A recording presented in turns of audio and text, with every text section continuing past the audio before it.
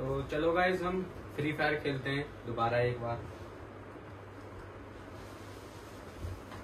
तो अभी मैंने आईडी लॉगिन कर ली है और चलो खेलते हैं। सबसे पहले हम CS खेलते हैं। चलो करते हैं स्टार्ट। और ये मैंने मैच स्टार्ट कर दिया है।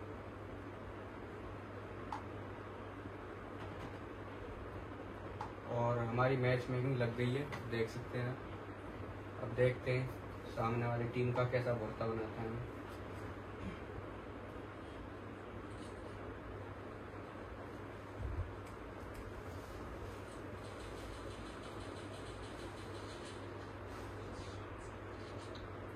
चलो पहला राउंड स्टार्ट हो चुका है अब।